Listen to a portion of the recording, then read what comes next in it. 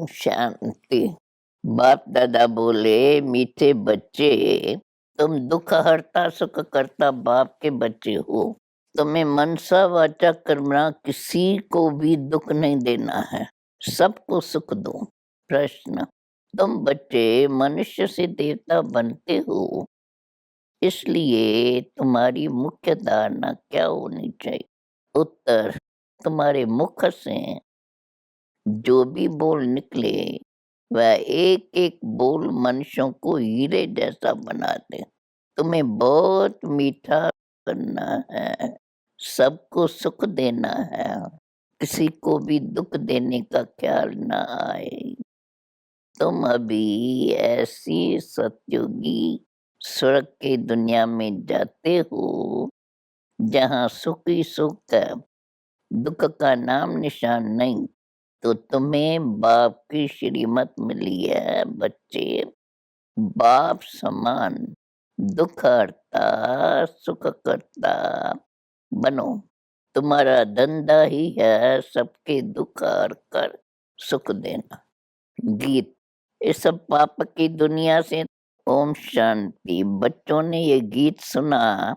बच्चे जानते हैं कि हम पुरुषार्थ करते हैं ऐसी दुनिया में जाने के लिए जहाँ एक तो माया नहीं होती और कभी भी मनसा वाचा कर्मणा कोई को कोई भी दुख नहीं देते, इसलिए उनका नाम ही है स्वर्ग, पैराडाइज, बैकुंठ। और बरोबर वहाँ के मालिक लक्ष्मी नारायण का चित्र भी दिखाते हैं। प्रजा का तो चित्र नहीं दिखाएंगे, लक्ष्मी नारायण का चित्र है, जिससे सिद्ध होता है तो इन्हों की राजधानी में जरूर ऐसे ही मनुष्य होंगे। भारत में ही यह स्वर्ग के मालिक थे, जहाँ दुख का नाम निशान नहीं रहता। मनसा वाचा कर्मणा कोई भी किसको दुख नहीं देते, बाप भी कभी किसको दुख नहीं देते हैं। उनका नाम बाला है, दुख हरता सुख करता। वह बैठ तुम बच्चों को पढ़ाते हैं। इस दुनिया में सभी मनसा वाचा कर्मणा एक दो को दुख देते हैं, वहाँ मनसा वाचा कर्मणा सब सुख देने वाले हैं। परम पिता परमात्मा के सिवा है कोई भी स्वर्ग का मालिक बना नहीं सकता। बरोबर स्वर्ग था।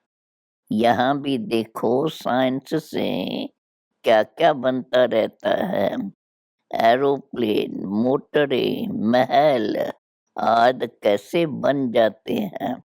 वहाँ भी साइंस सारे काम में आती है। ऐसे नहीं जमीन से कोई वैकुंठ निकल आएगा।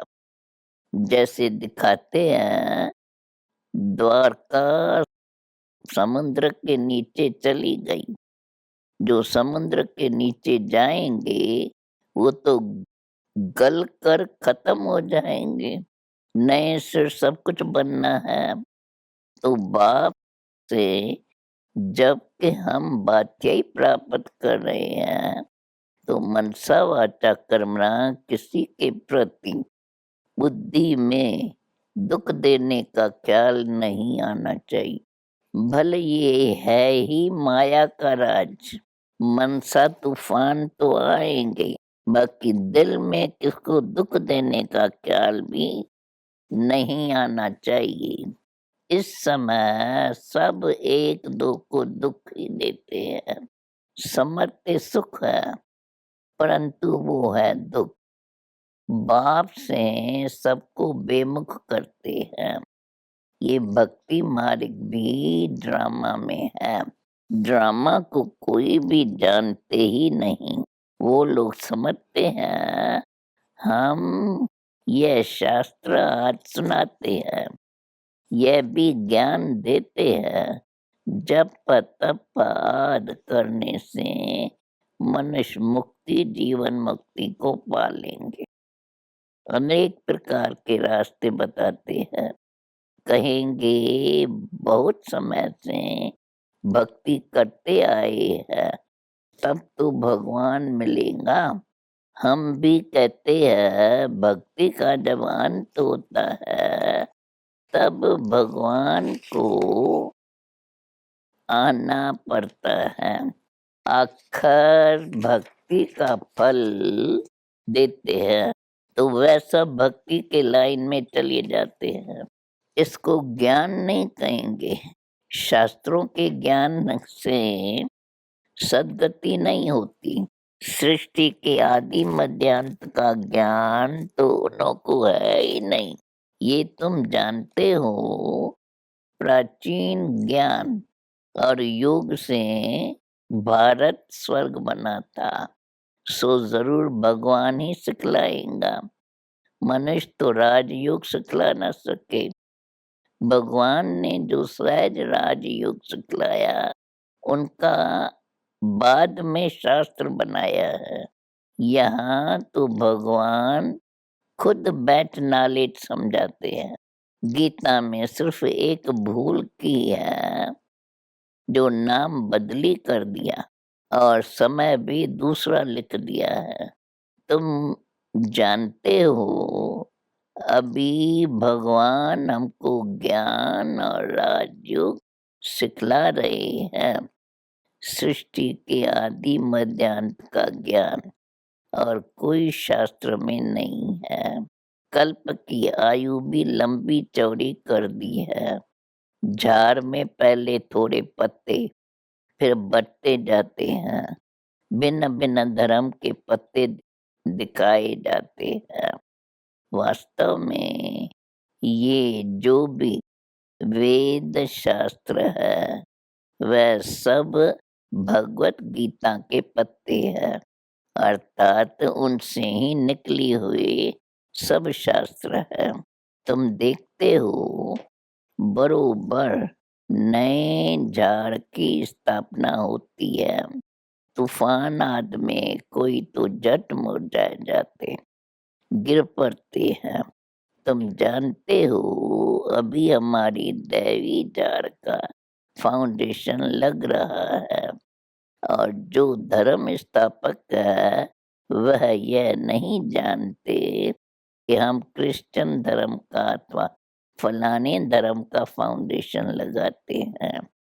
पीछे उनको समझ में आता है कि फलाने ने ये फाउंडेशन लगाया। यहाँ तो कांटों को फूल बनाना होता है।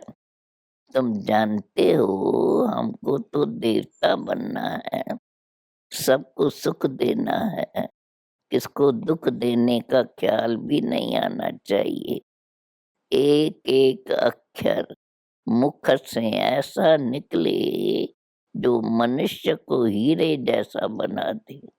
बाप भी हमको ज्ञान सुनाते हैं जिसको धारण करते करते हम हीरे जैसा बन जाते हैं। वास्तव में टीचर किसको दुख क्यों देवे, वो तो पढ़ाते हैं, समझाया जाता है। अगर अच्छी रीत नहीं पढ़ेंगे तो 21 जन्म के लिए घाटा पड़ जाएगा। 21 जन्मों के लिए अब ही पुरुषार्थ करना है। बाप मिला है जिसको ही भक्ति मार्ग में याद करते थे। हे भगवान, साधु संत आज सब याद करते हैं। भगवान तो एक है, परंतु वो कौन है यह कोई नहीं जानते। श्री कृष्ण तो सतयुग में प्रिंस है। उनको तो ऐसे कोई नहीं कहेंगे कि वो सर्व का दुख हरता सुख करता है। वो श्री कृष्ण की आत्मा जो सुख में थी अब दुख में है। भगवान के लिए ऐसे नहीं कहेंगे ना, वह तो दुख सुख से न्यारा है। उनको मनुष्य का तन है नहीं। बाप जो स्थापना करते हैं वहाँ सुख ही सुख है। तब गाया जाता है दुख हरता सुख करता। तुम जानते हो हम रावण के राज में आधा कल्प दुखी थे। अल्पकाल का सुख रहता है, बाकी दुख ही दुख है, जिसको सन्यासी लोग कांग विष्टा समान सुख कहते हैं, क्योंकि विकार से पैदा होते हैं। लेकिन कोई पवित्र प्रवृत्ति मार्ग भी होगा, जहाँ कोई भी विकार नहीं होगा। बरोबर वो सत्युग में था, उसका नाम ही है स्वर्ग। वो है पवित्र मार्ग, स्वर्ग। फिर पतित बनते हैं तो उनको कहा जाता है नरक, भ्रष्टाचारी मार्ग। ये दुख सुख का खेल बना हुआ है। मनुष्य को अभी अभी सुख, अभी अभी दुख। उनको यह मालूम ही नहीं कि स्वर्ग में सदा सुख होता है, दुख का नाम निशान नहीं रहता। यहाँ फिर सुख का नाम निशान नहीं। विकार में जाना ये तो दुख ही है। तब तो सन्यासी भी सन्यास करते हैं, परंतु वो है निवृत्ति मार्ग। सत्युग में प्रवृत्ति मार्ग था, वो था शिवालय। देवी देवताएं लक्ष्मी नारायण आदि के जड़ चित्र मंदिरों में भी कैसे ताज व तख्त से सजे हुए हैं। भारत ही है जिसमें राजा रानी दैवी संप्रदाय थे, और कोई धर्म में ऐसे नहीं है। बल राजाएं तो हुए हैं, परंतु डबल ताज नहीं है। सत्युग में शुरू से ही राजाई चलती है। आदि सनातन डबल सिर ताज देवी देवता धर्म था। वो धर्म कैसे स्थापन हुआ, यह सब बातें तुम बच्चे ही जानते हो। शिव बाबा की मत से तुम दुख हरता सुख करता बनते हो। तुम्हारा धंधा है ये है सबका दुख हर कर सुख देना। अगर तुम भी किसको दुख देंगे तो कौन कहेगा कि ये दुख हरता सुख करता की संतान है। पहली मनसा में ख्यालात आती है, फिर एक्ट में आते हैं। तुम बच्चों को तो अति मीठा बनना है, भगवान पढ़ाते हैं। तो जब तक तुम्हारी चलन दैवी नहीं होंगी तो मनुष्य तुम पर विश्वास कैसे करेंगे। गीता में भी लिखा है, भगवानो वाच्य, तुमको नर से नारायण बनाता हूँ। भगवान जरूर संगम पर ही होगा। भगवानो वाच्य, मैं तुमको राजयोग सिखाता हूँ, तो जरूर पुरानी दुनिया का विनाश भी हुआ होगा। यह काम कोई कृष्ण का नहीं है।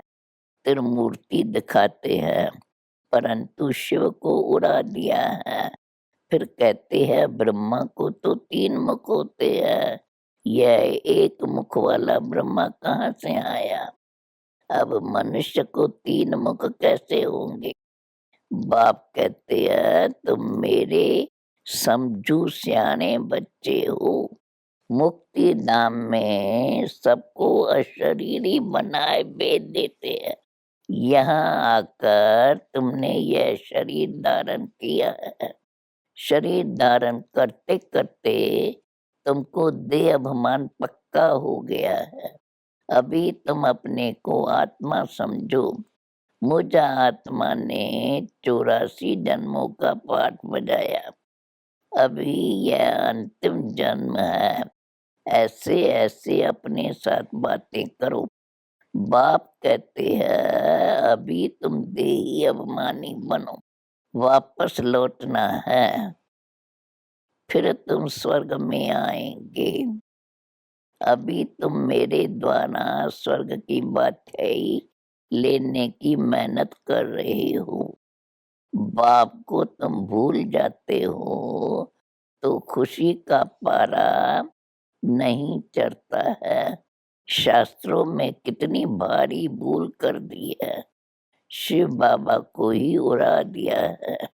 पूजा करते भी कह देते नाम रूप से न्यारा है। अरे तब पूजा किसकी करते हो, याद किसको करते हो? कहते भी हो आत्मा बिरकुटी के बीच में रहती है, परंतु आत्मा किसकी संतान है ये नहीं जानते। मैं आत्मा बिरकुटी के बीच में रह इस शरीर द्वारा पाठ बजाता हूँ, इस पुतली को नचाता हूँ। कठपुतलियों का डांस होता है ना, वो दूसरे आदमी बैठ डांस कराते हैं। पहले पहले तो देही अभिमानी बनना है और बाप जो कुछ समझाते हैं उसको धारण करना है। प्रदर्शनी में पहले पहले तो बाप का परिचय समझाना है कि यह सबका बाबा है। वो निराकार, दूसरा साकार प्रजापिता, दो बाबाएं हैं। तुम जानते हो लौकिक बाप भी है, परलौकिक बाप भी है। वो हद का, वो बेहद का। अब नई रचना रच रहे हैं। हम वर्षा शिव बाबा से लेते हैं। ऐसी ऐसी बातें अपने साथ करके पक्का कर देना है। देही अभिमानी बनना है। हम शिव बाबा के पास पढ़ने जाते हैं। परमपिता परमात्मा निराकार है, साकार है प्रजापिता ब्रह्मा। तुम हो प्रजापिता ब्रह्मा की मुखवंशावली, ब्राह्मण। तुमको ब्रह्मा ने अडॉप्ट किया है। तुम हो गई नई रचना ब्राह्मण। वो है पुरानी जिस्मानी ब्राह्मण। वो जिस्मानी यात्रा कराते हैं, तुम रूहानी कराते हो। तुम बच्चे अभी श्रेष्ठ बन रहे हो। ये है ही ईश्वरी मिशन। भ्रष्टाचारी से श्रेष्ठाचारी बनने की मनुष्य तो बना न सके। वास्तव में सच्चे सच्चे सदाचार समिति माना कमेटी तुम्हारी है। तुम्हारा लीडर देखो कौन है। बाप कहते हैं मैं फिर से राजयोग सिखलाने आया हूँ। यह वही संगम युग है। अभी मनुष्य से देवता बनाता हूँ। तुम जानते हो हम शूद्र से अब ब्राह्मण बन रहे हैं। ब्राह्मणों की है चोटी, ब्रह्मा भी चोटी है।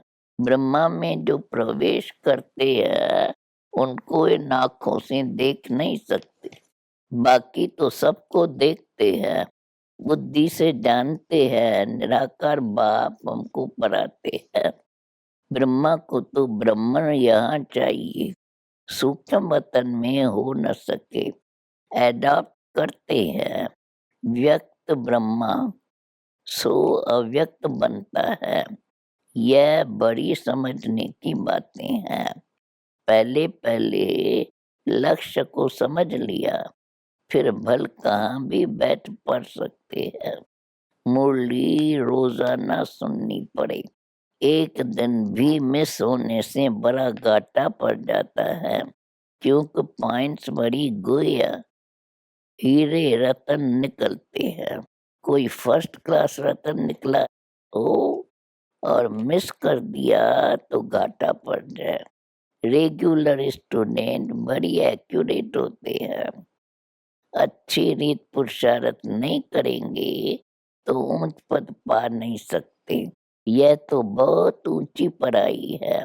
सरस्वती को बैंजो और कृष्ण को मुरली दी है। वास्तव में कृष्ण को भूल से मुरली दे दी है तो ब्रह्मा। तुम जानते हो ये शिव बाबा का मुख है। कृष्ण का और सरस्वती का तो कोई भी कनेक्शन नहीं है। सारी मौज कर दी है। अच्छा मीठे मीठे सिकिलदे बच्चों प्रेत माता पिता, बाप दादा का याद, प्यार और गुड मॉर्निंग। रूहानी बाप की रूहानी बच्चों को नमस्ते। धारणा के लिए मुख्य सार। पहली बात, मैं आत्मा इस शरीर रूपी पुतले को नचा रही हूँ। मैं इससे अलग हूँ। ऐसा अभ्यास करते करते देही अभिमानी बनना है। दूसरी पॉइंट, मुरली कभी भी मिस नहीं करनी है। रेगुलर बनना है। पढ़ाई में बहुत बहुत एक्यूरेट रहना है। वरदान, माया और प्रकृति की हलचल से सदा सेफ रहने वाले दिलाराम की दिल तख्त नशीन भव। सदा सेफ रहने का स्थान दिलाराम बाप का दिल तख्त है। सदा इसी स्मृति में रहो कि हमारा ही ये श्रेष्ठ भाग्य है जो भगवान के दिल तख्त नशीन बन गए। जो परमात्म दिल में समाया हुआ अथवा दिल तख्त नशीन है, वो सदा सेफ है। माया व प्रकृति के तूफान उसे हिला नहीं सकते। ऐसे अचल रहने वालों का यादगार अचल घर है, चंचल घर नहीं। इसलिए स्मृति रहे कि हम अनेक बार अचल बने हैं और अभी भी अचल है। लास्ट में स्लोगन है, ज्ञान स्वरूप, प्रेम स्वरूप बनना ही शिक्षाओं को स्वरूप में लाना है। ओम शांति।